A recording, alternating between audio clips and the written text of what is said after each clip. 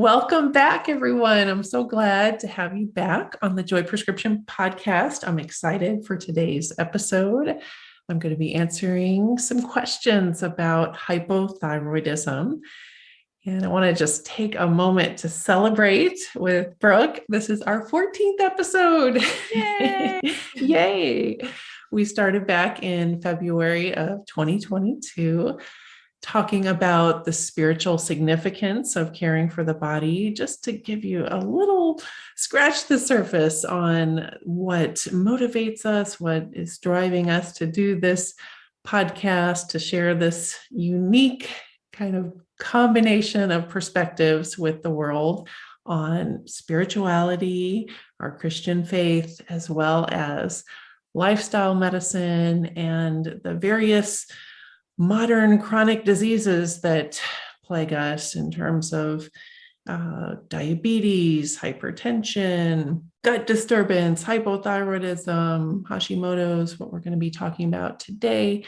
Just so many different topics, but with the similar or the focus on the intersection of where those come together with our lifestyle and our Christian faith. So we talked about that in our first episode, and that was fun. And then we've gone on to talk about the power of breath in calming our nervous system and just impacting our health for the positive. We highlighted Psalm 46:10, be still and know that I'm God. And wow, what just a powerful verse. Yes. Love that. I try to come back to that every day. And we delved into in the third episode, I believe, the positive impact of faith on our physical health, our mental, spiritual health, and just all the scientific literature around that. So it's been a fun journey so far. Yes. What's been your highlights, Brooke? Oh, I love that we spent an episode talking about just abiding in Christ and the correlation there to cultivating stress resilience. And I've loved hearing some of your devotionals that you've shared with us. The perimenopause Q&A session was phenomenal, so enlightening. I think we got a lot of listeners who benefited from that conversation. And then recently we've talked about overcoming brain ants, or those cognitive distortions, and how we can replace the lies of the enemy, or the things that those things that pop up and kind of ambush us in our own mind with the truth of God's word. And I've had the privilege to share some prayers and devotionals with our listeners, and I'm excited about today because Dr. Liebert is going to answer all of our questions about hypothyroidism, or as many questions as you can fit into our window of time. Actually, I just selected one patient case and just wanted to present that because within her questions, I can answer probably dozens of questions that speak to the concerns that our listeners might have about hypothyroidism. It's a super deep topic. We are just scratching the surface today, but hopefully I'll be able to give people takeaways in terms of, what to look for if they suspect there might be something going on with their thyroid, and how we might be able to address that in a holistic lifestyle manner, and also with the help of modern medicine as well. So I'm excited for our podcast today. Well, let me field you this question that we have from a woman. She writes, I'm 35 and have lots of symptoms of hypothyroidism. I've gained 25 pounds in the last 3 years, despite exercising and eating less. I'm always wearing a sweater, even in the summertime. My feet and hands are cold. My hair is falling out. My nails are brittle, and I'm so tired by 3 o'clock every day. I fall asleep every day after dinner and don't have enough energy to be the wife and mom I want to be. My gut is also a mess. I get bloated after eating and am constipated. My mom and older sister have hypothyroidism, but my doctor says my labs look fine. How can this be? Can the TSH be wrong? I've heard that it might not be reliable. What can I do to feel better? Please help. Oh, goodness. Well, thank you, first of all, for that question. And as you can see, that's many questions within just one concern. So first of all, I want to say to this person and anyone who might identify with that, you're not alone. This scenario is so common. I see hypothyroidism in my practice every week. It's actually probably my number one clinical diagnosis, even though I never set out for that to be the case. It's just so common. And unfortunately, women that have hypothyroidism, oftentimes they don't feel better with the standard conventional approach to hypothyroidism, which is simply to treat with a synthetic T4, the inactive thyroid hormone. And unfortunately, many of them don't feel better. And so they're, looking for other options. And I see a lot of people with this problem in my clinical practice. So number one, you're not alone. It's very, very common. My heart goes out to you. I know it's such a, terrible disease process that does affect your whole being, your quality of life, everything from, metabolism to bowel function, your brain, your mood, and that spills over into your relationships and your productivity in life and just sense of well-being and joy and quality of life. So it is a very, very important topic, and I'm glad we're talking about it. It's actually one of my favorite types of patients to treat because, number one, I often can help very significantly someone feel better with just some, in my opinion, minor interventions in terms of tweaking medication regimen and discovering what might be underlying it, the root causes. And so it's fun to see women feel better. And I keep mentioning women. Of course, men can suffer with hypothyroidism as well. It's just 10 times more common in women. So the majority of the people in my practice with hypothyroidism are women, but I have a handful of male patients with hypothyroidism as well. So I don't want to leave you out. Yeah. But as I was saying, it's actually a delight to treat in many cases because once you get it right, lots of things improve. You can have more energy and your brain comes back online, and anxiety and depression can lift, and weight can come off easily. In some cases, that's not always the case. Certainly, hypothyroidism can be a chronic illness, and it can cause difficulties long term that can't necessarily be resolved, but many times that it is the case that we can improve things significantly. So actually, one of the highlights of treating hypothyroidism in women is that often, because of the impact it has on just whole body health, hormone balance, it affects their fertility. And so I've had at least a half a dozen women that I know of in my practice actually become pregnant and be able to conceive and have a healthy pregnancy after struggling with infertility. And I attribute that to addressing the autoimmunity piece of the Hashimoto's, which is the most common cause of underactive thyroid. So that's, of course, one of the most fun outcomes that we can have in a clinical practice is to help a couple have a healthy baby. Yes.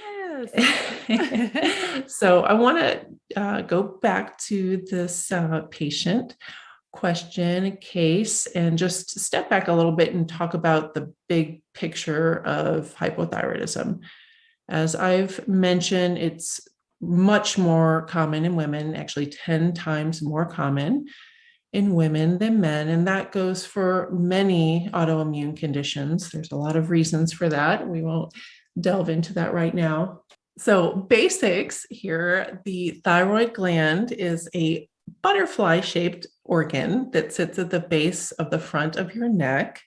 And when it's healthy, you don't really notice it. It's just there doing its thing, helping to run your metabolism. But when it's diseased, you might notice that there's some fullness there at the lower part of the front of your neck, or even some nodularity, some lumps can form if you have a goiter with nodules in it. So it's not always enlarged when there's hypothyroidism, or at least to the degree that we can detect it on physical exam or just by appearance. Sometimes we do an ultrasound and we can see that there's an enlargement there. And the thyroid, basically what it does is take iodine and converts it into our thyroid hormones. T4, which is thyroxine, that's the inactive form of thyroid. And then the body converts that into T3, which is triiodothyronine, or the active form of thyroid hormone. So, of course, today we're talking about hypothyroidism, but there's other things that can go wrong with the thyroid. On the other end of the spectrum, there's hyperthyroidism, which can have some overlap with hypothyroidism. Traditionally we think of hyperthyroid patients as losing weight, feeling super anxious and tremulous and having a voracious appetite and eating a lot and then still losing weight, anxiety, panic, hot flushes, heat intolerance, diarrhea. However, sometimes we can see that in hypothyroidism as well, because the thyroid is kind of doing this up and down sort of sputtering when there's dysfunction going on. So there can be some overlap with the hypo and hyperthyroid symptoms. Of course, there can just be an enlargement of the thyroid, which is known as a goiter. And then there's also a potential for cancer to form in the thyroid gland. It's pretty rare. And in most cases, it's fairly treatable. It's one of the, quote, better cancers to have, but sometimes it can be very aggressive. So that's kind of the spectrum of things that can go wrong with the thyroid: low thyroid, high thyroid, goiter, and thyroid cancer. And we know that many times there's probably, I've read estimates of 60% of people with thyroid disease don't actually know that they have it. Wow. And so that's pretty staggering. Yep. It's under recognized. And that's part of why I'd like to, just highlight this today, just to help people understand, connect the dots between symptoms they might be having that they're struggling with in their health, and they might not know that the thyroid could be a part of that picture. That's part of our goal today. And I wanted to highlight what does the thyroid do? We know that it takes iodine, it makes the thyroid hormones, and then those hormones go all throughout our body, through the bloodstream, and interact with our cells in the tissues through actually coming into the cell and causing changes in the DNA, the genetic material of the cell, and giving us instructions to run our body, run our metabolism. So that's why the symptoms are so myriad. In terms of hypothyroidism, you can have a impact on the heart. We can see a low heart rate in hypothyroidism, a high heart rate in hyperthyroidism. It affects our body temperature regulation system through the brain. It has an impact on our muscle strength and cholesterol levels. It affects our menstrual cycle, our gut function, our weight, metabolism, brain function. So just about every system you can think of, thyroid imbalance can impact. So I wanted to just share with you 10, kind of the top 10. I made a list of them top 10 symptoms that can be a sign that you might have an underactive thyroid. And what would you say as a layperson, Brooke? What do you think of when someone talks about low thyroid? Well, no, well, my mom has had thyroid cancer and my husband deals with this. So, Okay. So so more a than little average, bit, probably. yeah, just from just personal, close family connection. But I think the most common thing prior to, having those experiences was just typically the weight gain, having difficulty losing weight, or just feeling like just gaining weight out of control, or inability to lose weight, or just carrying the extra weight. That was always the thing that was in my mind, which again was not the case for my mom at all. And so but yes, prior to that, I would say that would be the first thing that would come to mind when thinking about low thyroid activity, is the relation to the metabolism specifically. Yeah. Yeah. And I think that I put that as number one, because that is actually the most common symptom that people connect to hypothyroidism. I know certainly during my medical school training, I was taught by my professors that hypothyroidism was a sort of a rare cause of obesity. And there was sort of this attitude of, well, people, they just want to find a thyroid condition so they have something to blame it on. It was really kind of a terrible attitude, I think.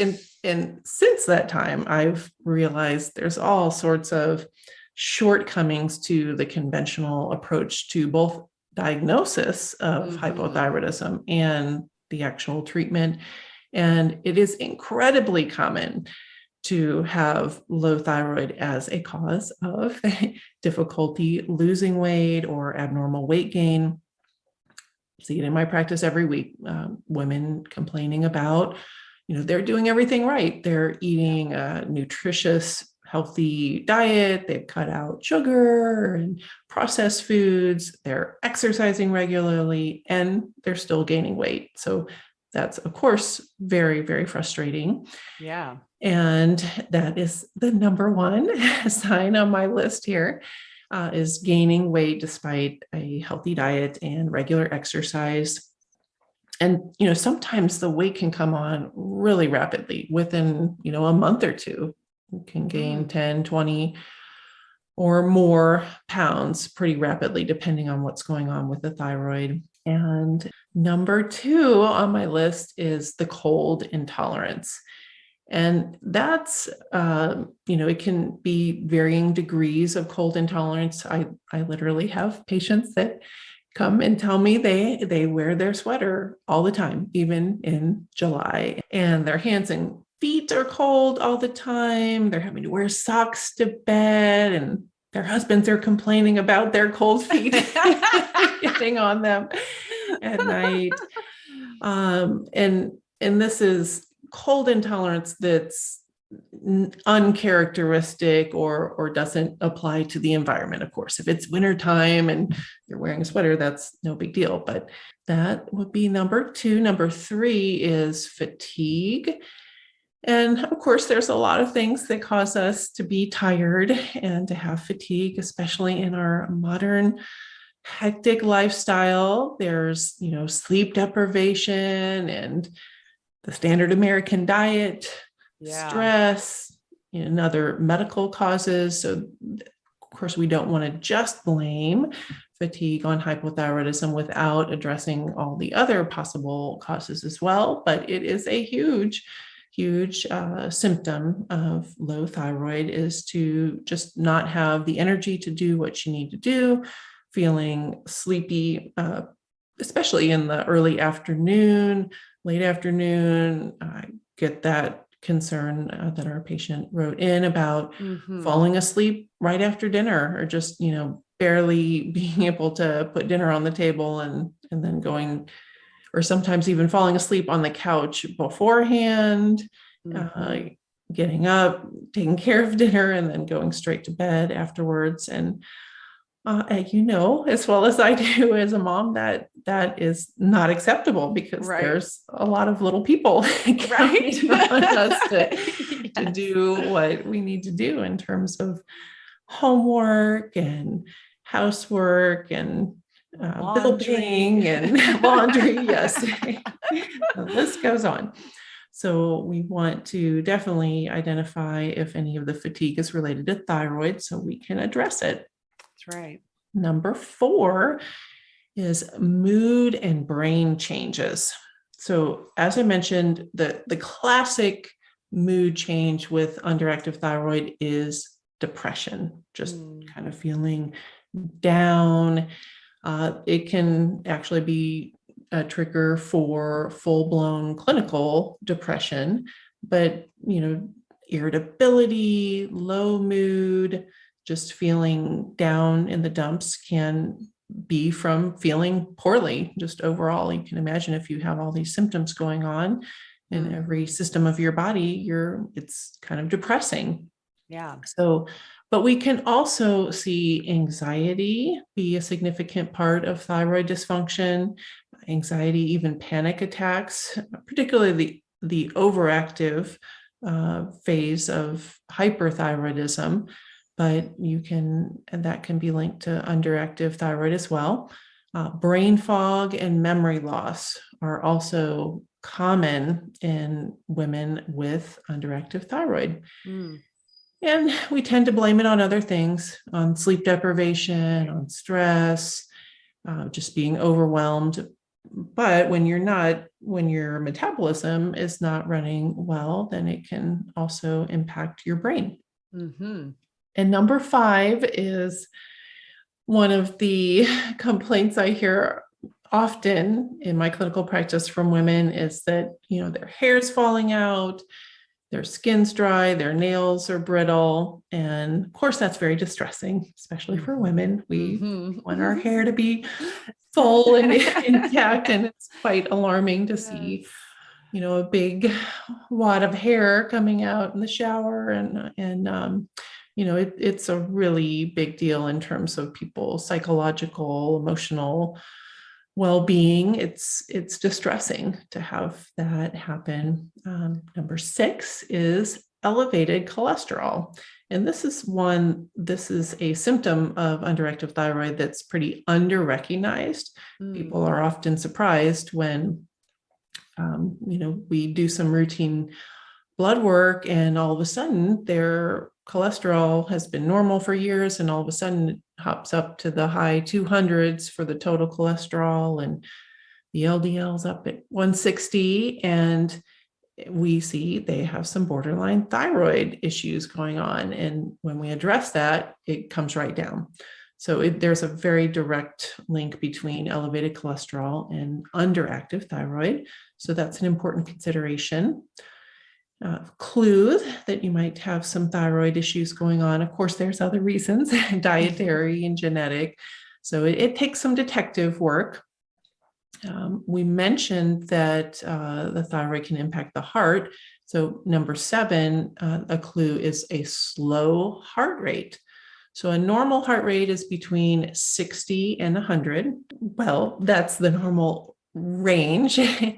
Most people, a resting heart rate should be kind of on the lower end if you're fit and not having any kind of distress. But if the heart rate is low and someone's not very fit, particularly if it's in the 40s or 50s or even 60s and someone's obese and not active, that can be a clue that there might be some hypothyroidism going on to explain the slow heart rate. Of course, if you're super athletic, we have the athletic heart can naturally have a low heart rate. So that does take some teasing out. Number 8 is GI disturbance. And the classic symptom in the gut for hypothyroidism is constipation. I had no idea. Thyroid hormone keeps everything moving. It helps our body with peristalsis. That's the kind of automatic activity, just the gut sweeping forward to move the digestive process along and advance the stool for elimination. And so constipation is frequently a sign that the thyroid's not optimally controlled. Once again, there's other causes for constipation. Yeah. Of course. Some other gut disturbance that might be related to low thyroid is bloating related to SIBO, or small intestinal bacterial overgrowth, or EMO, intestinal methanogen overgrowth. These are bacteria that can overgrow in the intestines and cause slowing down of the bowel motility. And hypothyroidism is a setup for SIBO.